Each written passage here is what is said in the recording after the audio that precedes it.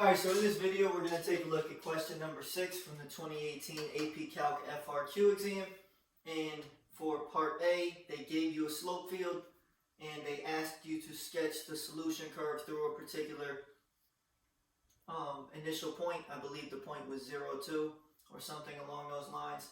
And again, I'm not going to go through that because of the fact it's going to take me way too long to try and draw that slope field on the board. And again, I think it's pretty self-explanatory as far as what we're supposed to do. You just simply need to follow the contour of the graph and make sure that you go through the indicated point. We will, however, go through B and C, which was really a bulk of this question.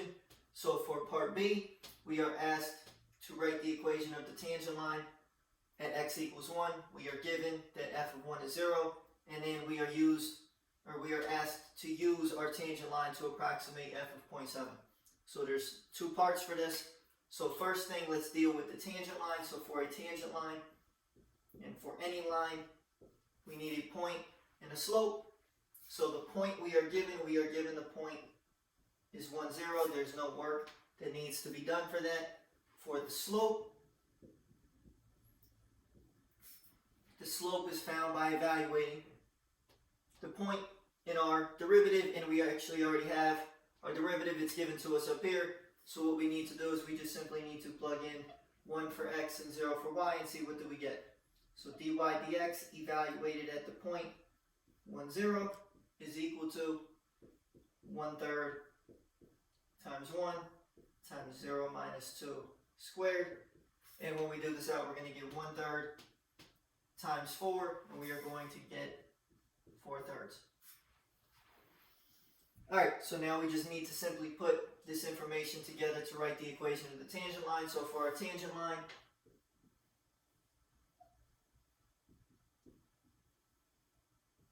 so it's y minus y1 equals m times x minus x1.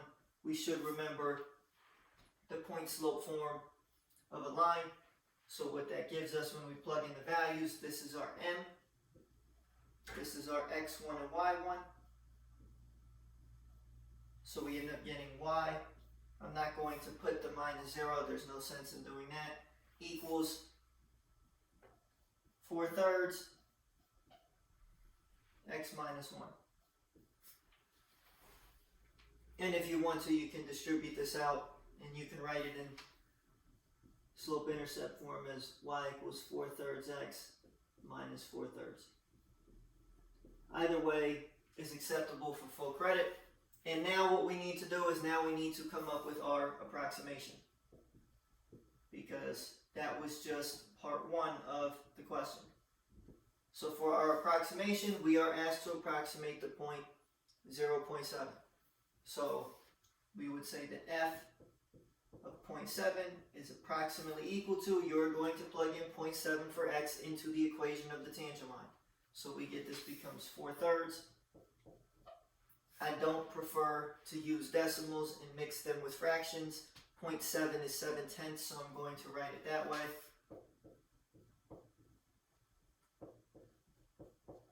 And we just simply need to do out this calculation. So we are going to end up, in this case, the 4 and the 10 can be simplified, so we get 14/15 minus 4/3. We would get a common denominator. So this is a non-calculator question, but we should be able to do basic math. So you're going to multiply by 5 on top and bottom, and then we are going to get this becomes -6/15, which is -2/5 fully simplified, or -0.4 if you want the decimal. So there's nothing wrong with keeping it as a decimal. You actually would get full credit just by simply plugging in a number and leaving it at this step up here. But again, we might as well practice going through and doing this out to the end, just because again, I think some of us still might need a little bit of work with fractions. Alright, so that is part B. So we came up with the tangent line and we came up with the approximation. Part C is to solve the differential equation, and again we are using this initial condition that f of 1 is equal to 0. So first thing we need to do is separate the variables. So if we look at our differential equation and we're probably going to need to use this half of the board as well, so I'll probably end up erasing. So again, we want the x's on one side, the y's on the other, so I'm going to multiply both sides by dx.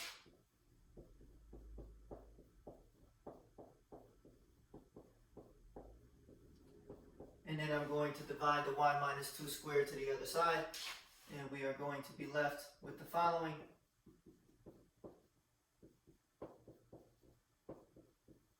And at this point, we should realize that we are going to be integrating.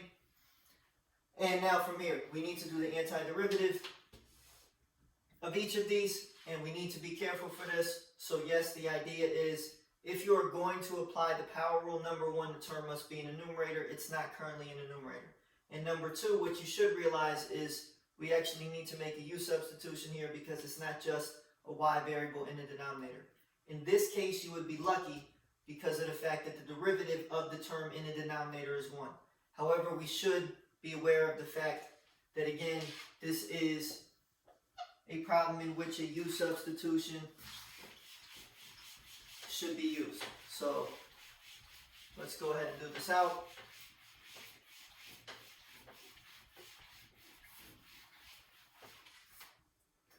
So we would pick u as y minus 2. We take the derivative, we get 1, so we get dy equals du. And what we end up with for this integral here is we get this becomes du over u squared. This one we should be able to do out. So this just involves the power rule for antiderivatives. We just add 1 to the power, divide by the new power. So we get this becomes 1/3 times x squared over 2. Don't forget our plus c. On this left-hand side, again, if we want to find the antiderivative, this first needs to go to the numerator. So we need to rewrite this as u to the negative 2 du. So again, if you wish to bring that term from the denominator to the numerator, you do need to negate the exponent. And now from here, we apply the same rule that we did to find the other antiderivative. You add 1 to the power, that gives you negative 1. You divide by negative 1. We should do some simplification here. And at this point, we need to replace what u is equal to, and it also makes sense to do some simplification as well, since we do end up having to solve this for y. So first thing is dividing by negative 1 is the same as multiplying by negative 1. So I'm just going to put the negative here. Next thing, whenever you have something raised to a negative power, that term should go to the denominator. So this is really over u to the first. I'm not going to put to the first. And then again, the most important part is you need to replace what u is equal to. So this is what we initially should get. If we continue from here, so we want to solve this for y. So my recommendation would be to first multiply the negative 1, so that way we can clear the negative over here. So if we multiply, or you can say divide everything by negative 1, it's the same idea. We get 1 over y minus 2 equals negative 1/6 x squared. Again, this is still a constant, whether or not we multiply it by negative 1, so I'm still going to write plus c. At this point, we're going to multiply the denominator on both sides. So when we do that, you're going to get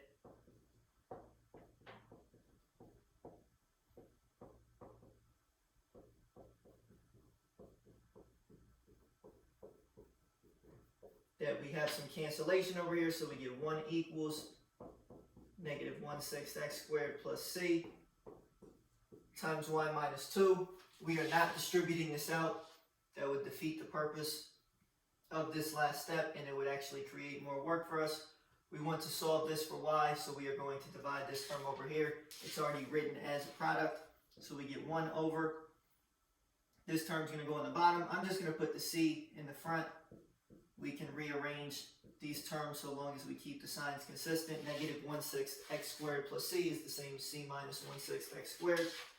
This is equal to y minus 2. Last step is add the 2, and we end up getting that y equals 2 plus 1 over c minus 1/6 x squared. Alright, So that is our solution, and now we are also given an initial condition. We are told that we want to use the fact that f of 1 is equal to 0. So we're plugging in 0 for y, we're plugging in 1 for x, and we are going to solve for c. So when we go about this process, what we get is we get 0 equals 2 plus 1 over c minus 1/6 times 1 squared. So what we're going to get is we're going to get that gives us 0 equals 2 plus 1 over c minus 1/6. To solve this, we're going to subtract the 2 to the other side of the equation. So we're going to get minus 2 equals 1 over c minus 1/6. You're going to multiply the denominator on both sides.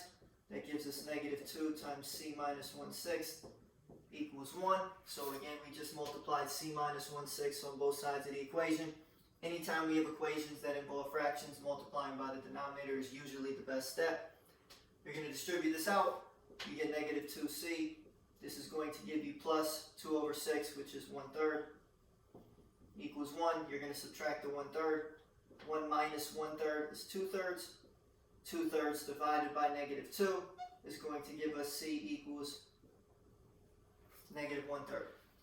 So what that means is our final answer becomes, and I'm going to erase this in the middle, y equals 2 plus 1 over negative 1/3 minus 1/6 x squared.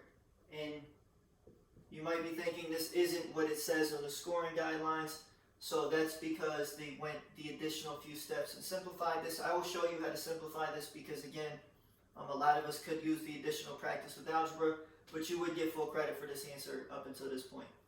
So if we want to continue going, and we do want to simplify this, the first thing you would do is you would pull out a common factor in the denominator of negative 1/6. So we would get y equals 2 plus 1 over negative 1/6. We would be left with, if you factor out a negative 1/6 from negative 1/3, you're going to get a positive 2. In this case, you're just going to get x squared. And then in this case, 1 over negative 1/6 is just negative 6.